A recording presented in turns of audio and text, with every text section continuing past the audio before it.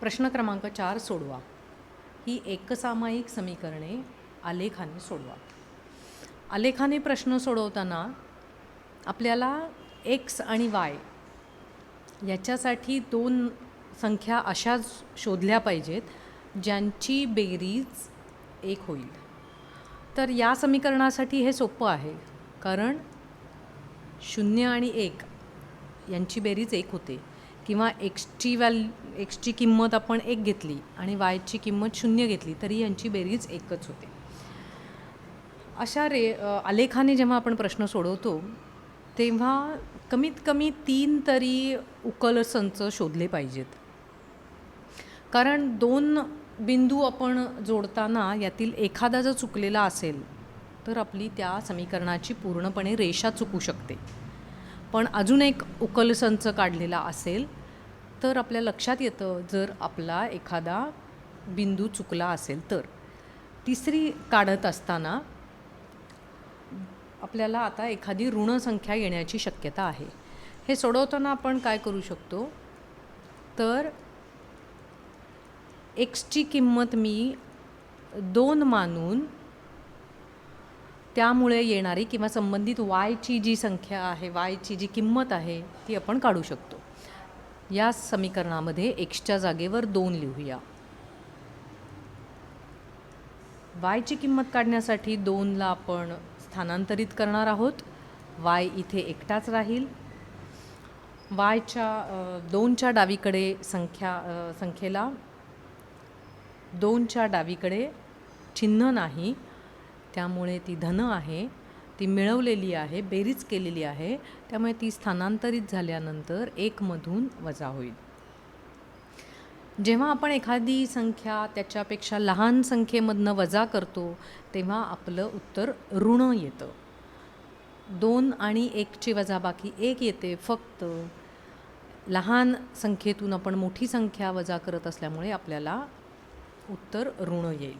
त्यामुळे आपल्याला अजून एक उकल संच मिळालेला आहे, तो म्हणजे एक्सची किंमत 2 तेव्हा वायची किंमत जर ऋण 1 असेल तर यांची बेरीज 1 होईल.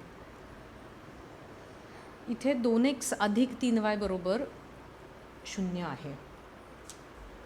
ते करत असताना आपल्याला थोडं हे रूपांतरित करून लिहावं लागेल. हे आपण 2x बरोबर हा जो 3y आहे तो इथे मिळवलेला आहे, मी तो स्थानांतरित करणार आहे, तो विरुद्ध क्रिया करेल म्हणजे 0 मधून वजा होईल, म्हणजे जिथे येईल वजा 3y. एक्सची किंमत काढायची असल्यामुळे आपण ह्या 2ला स्थानांतरित करूया. तो इथे गुणाकार करतोय, त्यामुळे स्थानांतरित झाल्यावर तो त्याच्या विरुद्ध क्रिया म्हणजे जाऊन भागेल. आता वायच्या वेगवेगळ्या किमती वापरून आपण त्यासाठी येणाऱ्या एक्सच्या किमती काढू शकतो. याच्यामध्ये आपण एक्स बरोबर वजा 3y भागिले 2. आता याला 2नी पूर्ण भाग जावा म्हणून वायची किंमत ही आपण सम घेऊया. त्यामुळे जर वायच्या जागेवर आपण 2 घेतले तर हे काय होईल, एक्स बरोबर वजा 3 गुणिले 2 भागिले 2. हा 2ला भागून टाकेल आणि पूर्ण भाग जाईल त्याला, त्यामुळे आपली एक्सची किंमत आली वजा 3. अजून अशा प्रकारे आपल्याला 2 उकल संच काढायचे आहेत. आता आपण वायची दुसरी किंमत घेऊन बघूया. वायच्या जागेवर जर आपण 0 लिहिलं तर वजा 3 गुणिले 0 भागिले 2. कुठल्याही संख्येला आपण जेव्हा 0नी गुणतो तेव्हा गुणाकार 0 येतो, त्याच्यामुळे हे येईल 0 भागिले 2 आणि 0 भागिले 2 म्हणजे 0. त्यामुळे जर वायची किंमत 0 असेल तर एक्सचीही किंमत 0 येईल. आपल्याला अजून एक उकल संच काढायचा आहे. त्यासाठी आपण वायच्या जागेवर 4 लिहूया.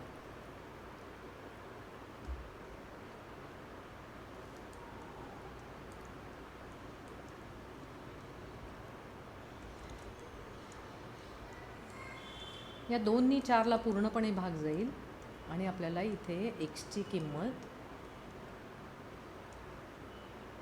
-6 मिळेल. त्यामुळे आपल्याला इथे -6 मिळालेले आहेत. आता हे जे आपल्याला सारणी मिळालेले आहेत त्या सारणीप्रमाणे हे बिंदू आपल्याला आलेख कागदावरती मांडायचे आहेत. पहिला आहे 0 आणि 1. तर हे इथे 0, एक्स हा आडवा जो असतो त्याला एक्स ॲक्सिस म्हणतात, एक्स अक्ष म्हणतात, आणि उभा जो आहे त्याला वाय अक्ष म्हणतात. ही एक्सची किंमत आहे, ही वायची किंमत आहे. एक्स अक्षावरती 0 हा इथे 0 आणि वाय अक्षावरती 1. त्यामुळे आपल्याला हा असा एक बिंदू मिळेल. एक्स अक्षावरती 1 आणि वाय अक्षावरती 0. एक्स अक्षावरती 1, वाय 0. त्याच्यामुळे हा बिंदू एक्स अक्षावरती असेल. एक्स अक्षावरती 2, वाय अक्षावरती -1. हा खालच्या बाजूला आहे तो ऋण वाय अक्ष आहे. त्यामुळे -2 हे आपल्याला खालच्या बाजूला मिळतील. एक्सची किंमत आहे 2, एक्सची किंमत 2 आणि वायची किंमत आहे -1.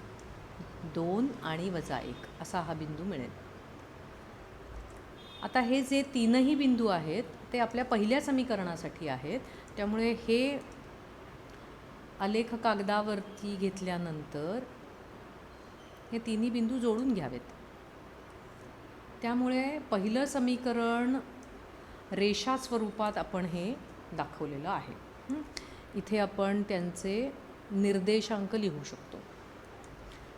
एक्सची किंमत 0, वायची किंमत 1. इथे एक्सची किंमत 1, वायची किंमत 0 आणि हा जो बिंदू आहे त्याचे निर्देशांक आहेत, हा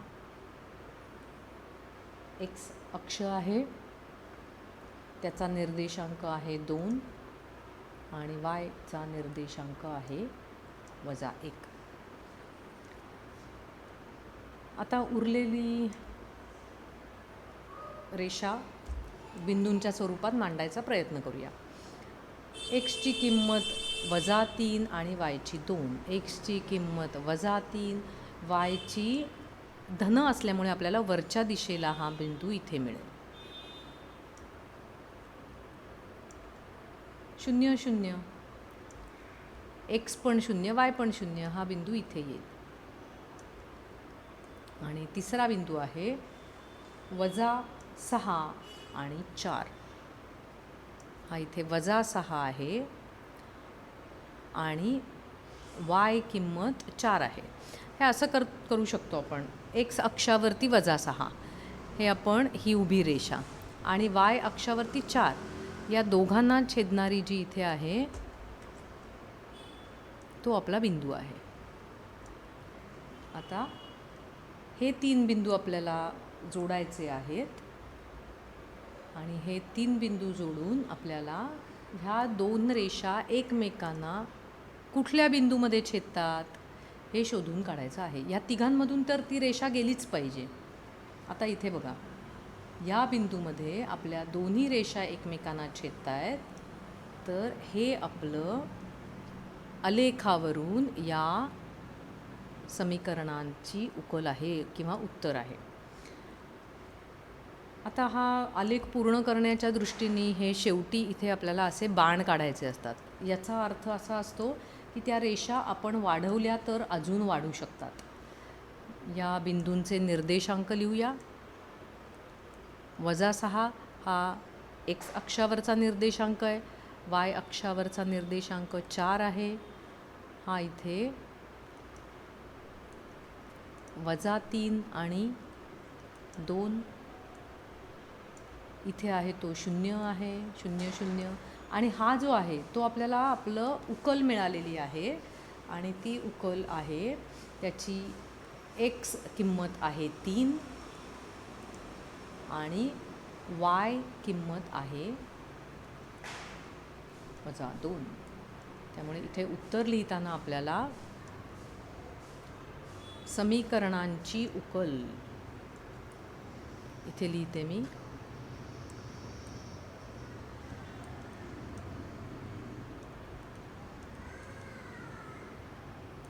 x3 आणि y -2 अशा प्रकारे आपल्याला हा आलेखाचा प्रश्न सोडवायचा असतो. दोन संख्यांची बेरीज 25 असून मोठ्या संख्येच्या दुप्पटीमधून लहान संख्येची तिप्पट वजा केल्यास वजाबाकीसुद्धा 25 येते, तर त्या संख्या शोधा. आपल्याला त्या दोन संख्या शोधायच्या आहेत. तर एकतर त्यातली एक मोठी आहे आणि एक लहान आहे हे आपल्याला गणितावरनं कळतंच आहे. तर आपण काय करूया, समजा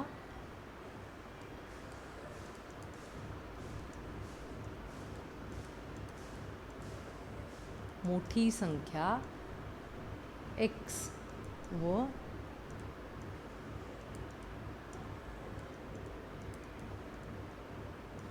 लहान संख्या y आहे. त्या दोन संख्यांची बेरीज 25 आहे. आपण मानलेल्या संख्या कुठल्या आहेत, x आणि y, त्यांची बेरीज 25 आहे. हे आपल्याला पहिलं समीकरण मिळालं. दुसरं समीकरण ह्याच्यावरून मिळू शकेल. मोठ्या संख्येच्या दुप्पटीमधून लहान संख्येची तिप्पट वजा करायची. आपल्याला इथे वजाबाकी करायची आहे. कुणाची वजाबाकी करायची आहे, मोठ्या संख्येच्या दुप्पटीमधून. मोठी संख्या आपण x मानली आहे, त्याची दुप्पट 2x, त्यामधून लहान संख्येची तिप्पट 3y ही वजा केली तर ती वजाबाकीसुद्धा 25 येते. हे आपलं दुसरं समीकरण आहे.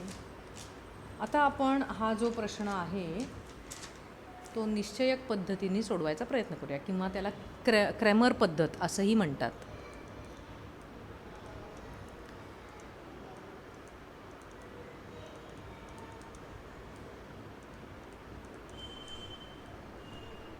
आता या समीकरणांवरून आपल्याला इथे x या चलाच्या डावीकडे सहगुणक नाही, अशा वेळेला तो सहगुणक 1 असतो. तसाच yच्या डावीकडेही सहगुणक नाही, तर तो सहगुणक 1 असतो. याच्यावरून आपण a1, b1, c1 हे पहिल्या समीकरणावरून आणि दुसऱ्या समीकरणावरून a2, b2 आणि c2 या किमती लिहूया. a1ची किंमत 1 आहे, b1ची किंमत पण 1 आहे आणि c1ची किंमत 25 आहे. या पद्धतीनं गणित सोडवताना आपलं जे स्थिर संख्या आहेत त्या बरोबर चिन्हाच्या उजवीकडेच असल्या पाहिजेत. असं नाही केलं तर आपल्या उत्तरामध्ये बदल होऊ शकतो किंवा उत्तर चुकू शकतं. आता दुसऱ्या समीकरणामधून आपल्याला उरलेल्या 3 चलांची संख्या मिळेल. एक्सचा सहगुणक 2, दुसऱ्या इक्वेशनमधला वायचा सहगुणक. जर सहगुणकाच्या डावीकडे ऋणचिन्ह असेल तर त्यासहित तो लिहायचा असतो.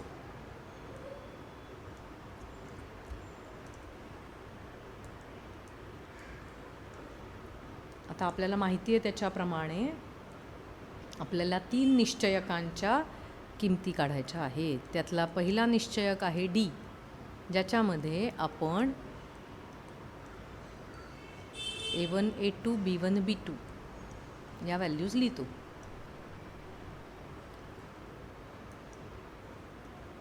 b1, b2 1 -3 या इथनं लिहिल्या आपण. a1ची किंमत 1 आहे, a2ची 2 आहे, b1ची 1 आहे, b2ची -3 आहे. तिरका गुणाकार 1 गुणिले वजा 3 वजा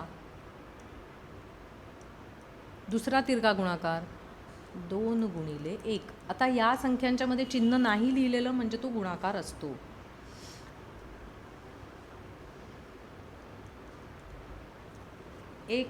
जेव्हा दोन संख्यांमध्ये गुणाकारामध्ये त्यांची चिन्ह विरुद्ध असतात तेव्हा आपला गुणाकार ऋण येतो.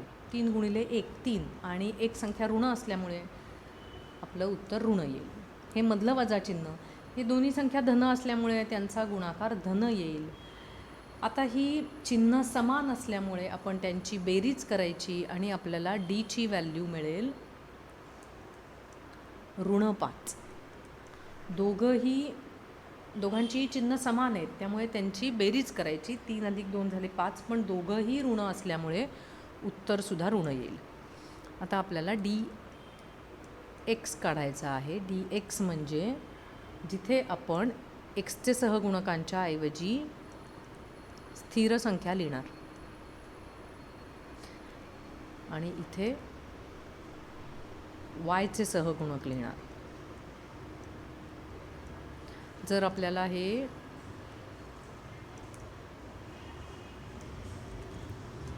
त्या सहगुणकांच्या स्वरूपात लिहायचं असेल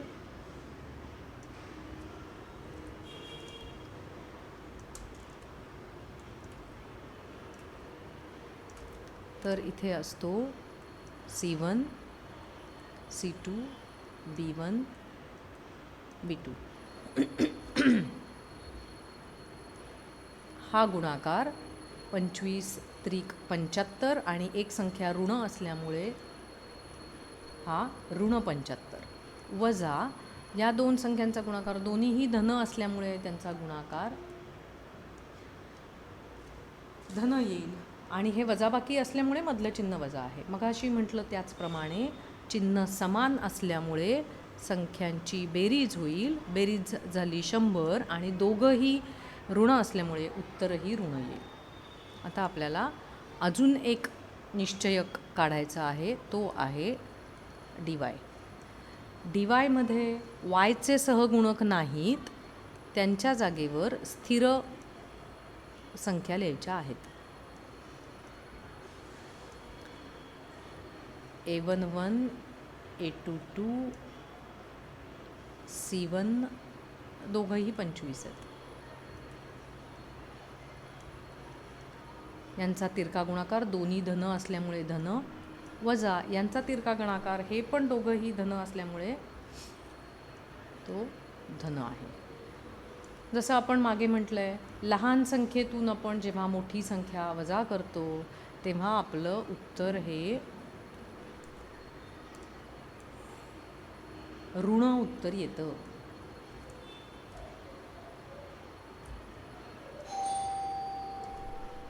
त्यामुळे आपलं उत्तर हे ऋण 25 येईल. आता XYच्या किमती काढायच्या आहेत. तर Xची किंमत म्हणजे dx भागिले d, Yची किंमत dy भागिले d. dxची किंमत आहे वजा 100 भागिले डीची किंमत आहे वजा 5 आणि उत्तर येईल 20. दोन ऋण संख्यांचा भागाकार धन येतो त्यामुळे आपल्याला एक्सची किंमत 20 मिळाली. आता वायची किंमत काढूया. डीवायची किंमत आहे वजा 25 भागिले डीची किंमत आहे ऋण 5.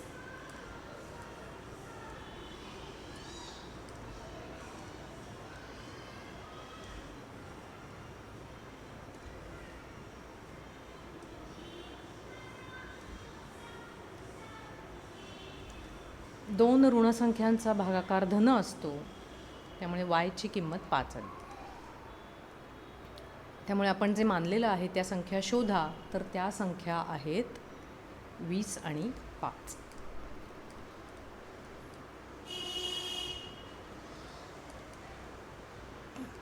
त्या संख्या आहेत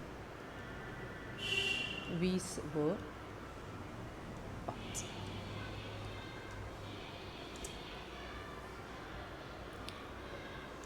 पाचवा प्रश्न. दिलेली एकसामायिक समीकरणे क्रेमरच्या पद्धतीने सोडवताना dx dy हे निश्चयक पुढील प्रमाणे मिळाले, तर ती समीकरणे कोणती? आता यासाठी आपल्याला त्या निश्चयकांचं सहगुणकांच्या स्वरूपातली किमती माहीत पाहिजेत. म्हणजे d हा a1 a2 आणि b1 b2 असा असतो, किंवा a1 b1 जर आपण आडव्या ओळीप्रमाणे गेलो तर a1 b1 आणि इथे a2 आणि b2. हे ह्याच्याशी तुलना केली तर आपल्याला a1ची व्हॅल्यू 2 मिळते, b1ची व्हॅल्यू 3 मिळते. नंतर अजून काय माहिती आपल्याला? dx जो आहे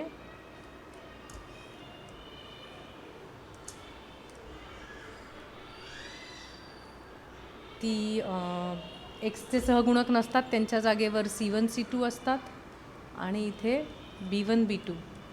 तर b1ची किंमत आपल्याला यांच्याशी तुलना करून c1ची किंमत मिळेल.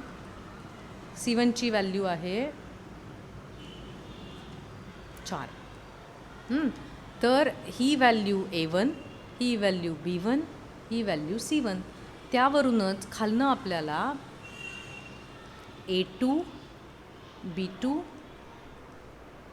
आणि c2 या किमती मिळू शकतात. हा आहे a2 1, b2 आहे 2 आणि c2 आहे 5. आता या पहिल्या सहगुणकांच्या मदतीने आपण पहिलं समीकरण लिहू शकतो. हा आहे एक्सचा सहगुणक, त्यामुळे समीकरण झालं 2x. हा वायचा समीकरण आहे, त्यामुळे वायचा सहगुणक आहे, त्याच्यामुळे झालं 3y बरोबर स्थिर संख्या म्हणजे 4. दुसऱ्या या संचामधून आपल्याला दुसरं समीकरण मिळू शकतं. हा एक्सचा सहगुणक 1x म्हणजेच नुसता x लिहिला तरी चालतो. हे आहे 2y, कारण हा वायचा सहगुणक आहे दुसऱ्या इक्वेशनमधला, इक्वल टू बरोबर 5. तर ही आपल्याला हवी असलेली समीकरणे आहेत.